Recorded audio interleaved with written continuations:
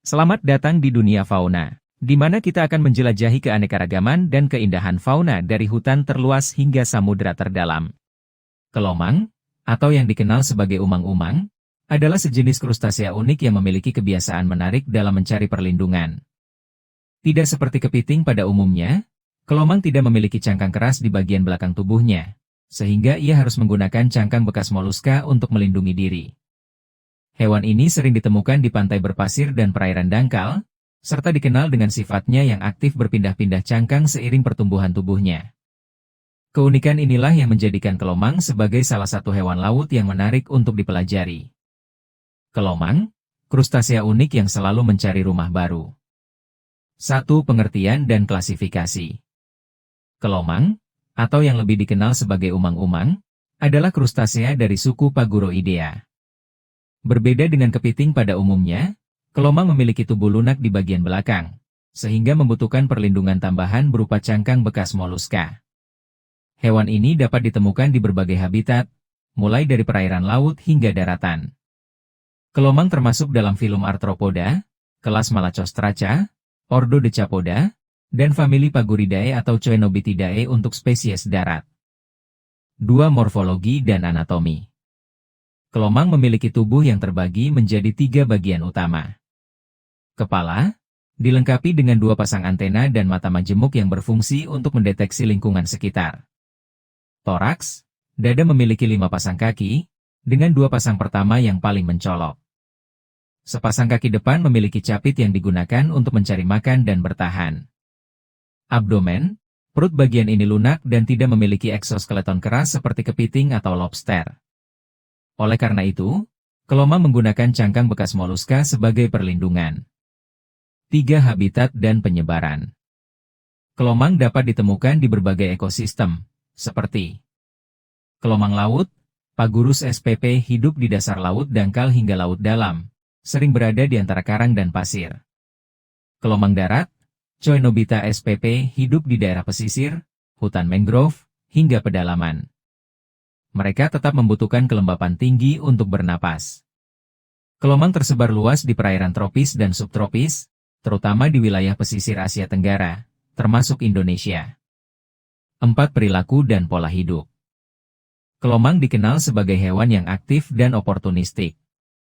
Beberapa ciri perilakunya meliputi pemilihan cangkang. Kelomang sering berpindah dari satu cangkang ke cangkang lain yang lebih sesuai dengan ukuran tubuhnya. Mereka dapat berkompetisi dengan sesama kelomang untuk mendapatkan cangkang yang lebih baik. Omnivora, kelomang memakan berbagai jenis makanan, termasuk alga, bangkai, dan sisa-sisa organisme laut. Mobilitas, meskipun kecil, kelomang dapat bergerak cukup cepat di pasir dan karang untuk menghindari pemangsa. Molting, pergantian kulit seperti krustasea lainnya, kelomang mengalami proses pergantian kulit untuk tumbuh. Pada saat ini, mereka lebih rentan terhadap serangan predator. 5. Reproduksi. Kelomang berkembang biak melalui perkawinan yang terjadi di dalam air atau di lingkungan yang lembab.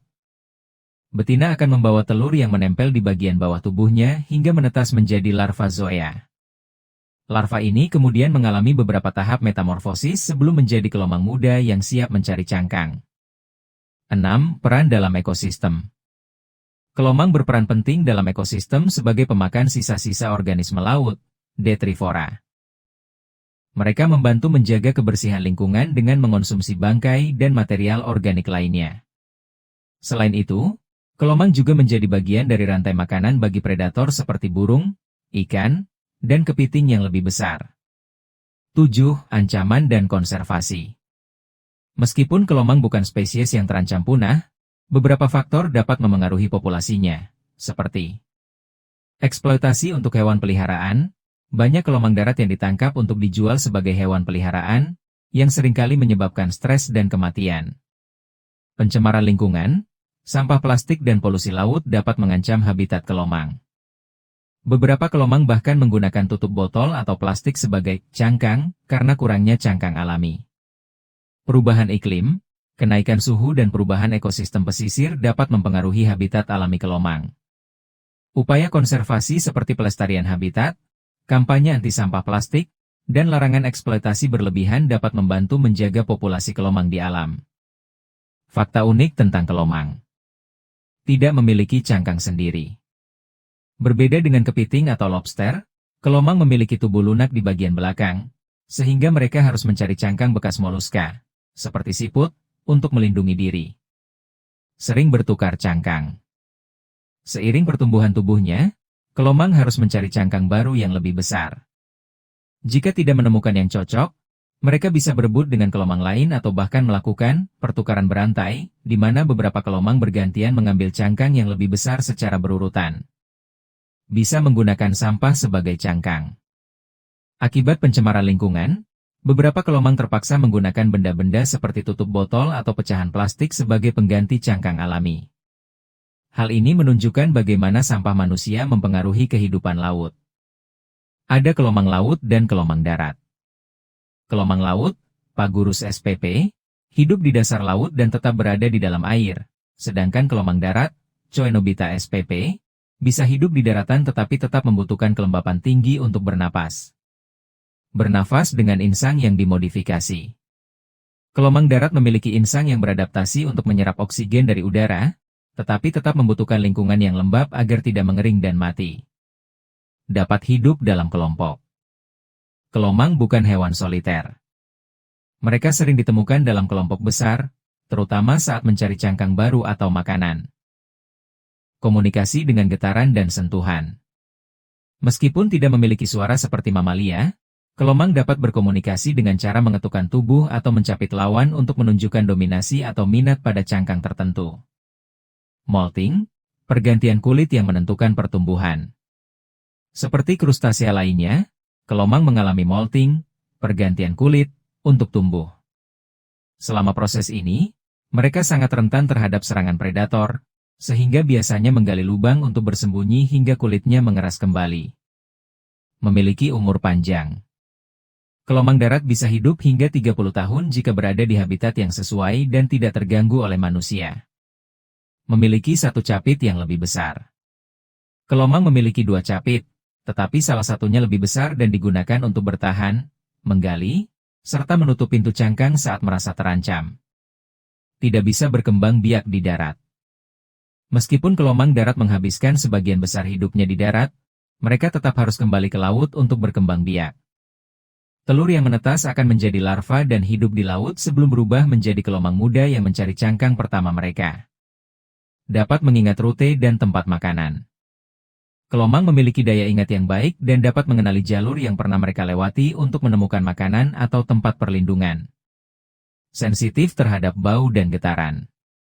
Kelomang memiliki antena yang sangat sensitif untuk mendeteksi bau makanan dan getaran dari predator yang mendekat. Dapat beradaptasi dengan lingkungan yang berbeda. Beberapa spesies kelomang mampu beradaptasi di berbagai kondisi lingkungan, termasuk daerah dengan kadar garam yang tinggi atau wilayah dengan sedikit sumber makanan. Dipercaya membawa keberuntungan di beberapa budaya. Di beberapa negara, kelomang dianggap sebagai simbol keberuntungan dan sering dijadikan hewan peliharaan, meskipun banyak yang tidak mengetahui cara merawatnya dengan benar.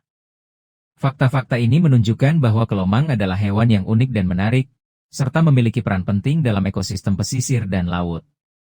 Mitos dan kepercayaan tentang kelomang.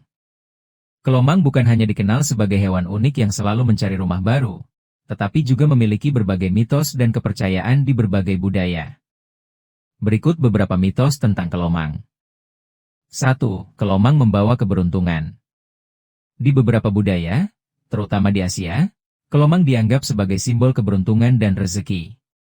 Karena kelomang terus berpindah ke cangkang yang lebih besar, ia melambangkan pertumbuhan, perubahan positif, dan kemajuan dalam hidup. 2. Roh pengembara dalam kelomang.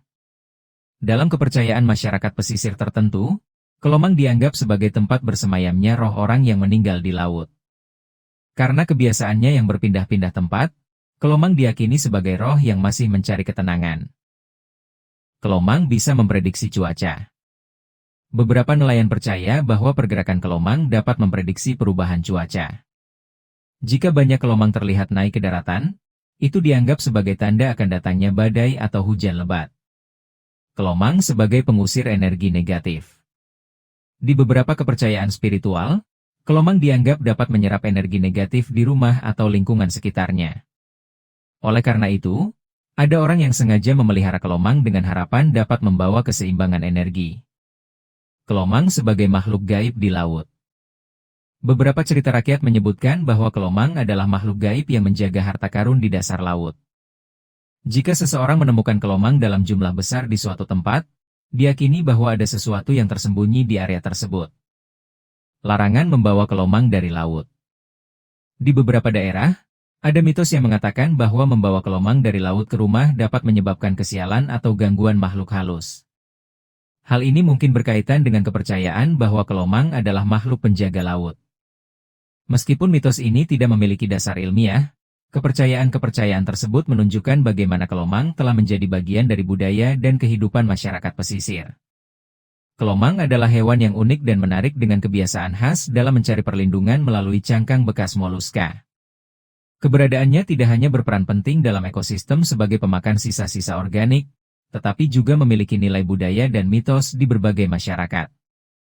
Meskipun sering dianggap sebagai hewan kecil yang sederhana, kelomang memiliki kehidupan yang kompleks, termasuk kemampuan beradaptasi, berkomunikasi, dan bermigrasi. Oleh karena itu, menjaga habitat alaminya dan mengurangi pencemaran lingkungan menjadi langkah penting agar kelomang tetap dapat berkembang dengan baik di alam. Dan itulah cerita luar biasa dari kehidupan fauna yang telah kita bagi. Jangan lupa untuk like, komen, dan tentu saja subscribe.